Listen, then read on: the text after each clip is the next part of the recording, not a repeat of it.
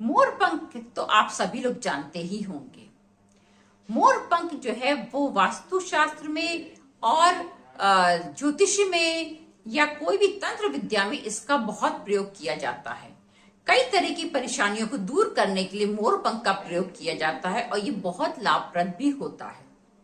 आज की वीडियो में हम मोर पंख से संबंधित कुछ ऐसे उपाय जानेंगे जिनका प्रयोग करके आप अपनी परिस्थितियों में बहुत सा सुधार ला सकते हैं, एक अच्छा जीवन जी सकते हैं, बहुत ही परेशानियों से आपको छुटकारा मिल सकता है यदि आप मोर पंख को सही तरीके से और सही जगह पर रखते हैं।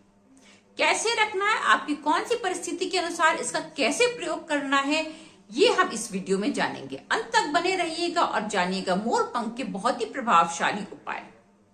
चलिए वीडियो को शुरू करते हैं और जानते हैं मोर पंख के प्रभावशाली उपाय कौन कौन से हैं।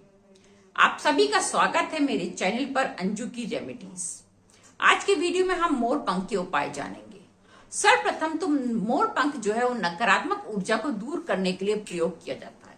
यदि आपके घर में बहुत ज्यादा नकारात्मक ऊर्जा है तो आप अपने घर के मेन गेट पर मोर पंख जरूर लगाइए। इससे आपके घर की नकारात्मक ऊर्जा बहुत कम हो जाएगी और धीरे धीरे वो समाप्त भी हो जाएगी। यदि मोर पंख गंदा हो गया हो तो आप उसे साफ कर सकते हैं, धुल के दोबारा लगा सकते हैं या उसे बदल सकते हैं, लेकिन गंदा मोर पंख मत लगाइएगा क्योंकि मेन गेट पे लगता है, इसलिए गंदा होने की संभावनाएं बहुत ज्यादा होती हैं। तो आप उसे बार बार बदल भी सकते हैं, साफ भी कर सकते हैं।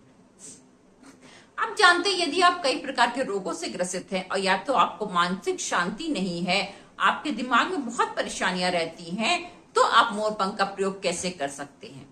तब आप उस स्थिति में मोर पंख को अपने तकिए के नीचे रख लीजिए, परमानेंट रख दीजिए और अपने तकिए के नीचे ही रखा रहने दीजिए।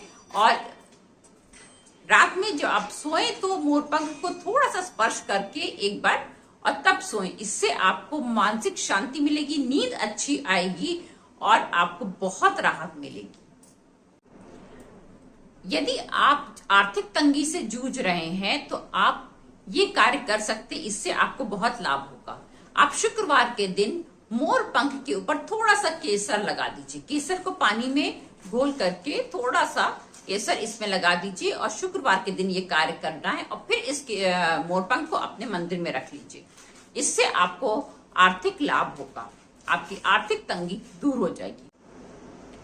यदि आपके घर में ऐसे बच्चे हैं जो कि पढ़ाई कर रहे हैं या किसी भी कंपटीशन की तैयारी कर रहे हैं, विद्या के क्षेत्र में कुछ करना चाहते हैं, तो ऐसे बच्चों के लिए आप पढ़ाई की जगह पर मोर पंख अवश्य लगाएं या उनकी किताबों के अंदर मोर पंख रख दें।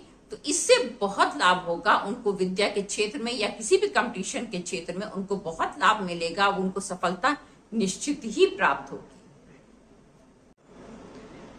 यदि आप काल सर्प दोष से ग्रसित हैं तो आप अपने तकिए के नीचे 7 मोर पंख रख के सोया कीजिए। इससे आपको बहुत लाभ मिलेगा, भगवान भोलेनाथ की कृपा प्राप्त होगी और काल सर्प दोष स्वतः ही फल देना बंद कर देगा, अशुभ फल देना बंद कर देगा और आपके जीवन में बहुत अच्छा परिवर्तन आएगा।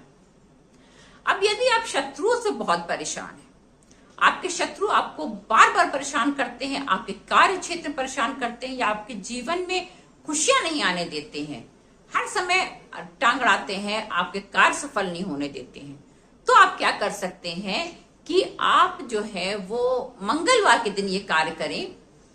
आप एक मोर पंख लें, किसी भी हनुमान मंदिर में जाकर के थोड़ा सा हनुमान जी का सिंदूर लेकर के आए, उस मोर पंख पे लगा करके और इस मोर पंख को अपने घर के मंदिर में रात भर रख दें और सुबह उठते ही उस मोर पंख को आप किसी जल में प्रवाहित कर दें। ये टुटका आपको एक ही बार करना है और इससे आपको लाभ मिलेगा। कोई भी शत्रु आपको परेशान नहीं कर पाएगा, आपके शत्रु स्वतः ही ठंडे होकर बैठ जाएंगे और आपको किसी प्रकार का नुकसान नहीं पहुंचा पाएंगे। रिश्तों में मधुरता के लिए आप अपने घर में बांसुरी और मोर पंख अवश्य रखें। इसको उत्तर पश्चिम दिशा में रख सकते हैं, बहुत अच्छा होता है। अब आप धन के लाभ के लिए अपने घर में मोर पंख अपनी तिजोरी में भी रख सकते हैं या जहां पर भी आप धन रखते हैं वहां पर आप मोर पंख रख सकते हैं। इससे भी आपको धन का लाभ मिलेगा। मोर पंख के बहुत फायदे होते हैं। अगर आप सही तरीके से इस्तेमाल करते हैं तो आपको बहुत लाभ मिलता है, परंतु कुछ ऐसी बातें भी होती हैं जिनका ध्यान आपको रखना चाहिए। मोर पंख को कभी भी पैरों के पास नहीं रखना चाहिए। कभी भी जिस तरफ आप बिस्तर में पैर करके सोते हैं उस तरफ बिस्तर के नीचे तक, गद्दे के नीचे आपको मोरपंख नहीं रखना चाहिए। मोरपंख कभी किसी को उपहार में नहीं देना चाहिए, इससे आपकी लक्ष्मी चली जाती है। मोरपंख को कभी भी निरादर नहीं करना चाहिए। और सबसे बड़ी बात, मोरपंख के ऊपर कभी किसी आर्टिफिशियल कलर का स्प्रे नहीं करना चाहिए। आप पूजा से जैसे सिंदूर लगा रहे हैं या केसर लगा रहे हैं वो तो ठीक है, वो तो अच्छा फल देगा, परंतु किसी भी प्रकार का आर्टिफिशियल कलर आपको मोरपंख के ऊपर नहीं स्प्रे करना चाहिए।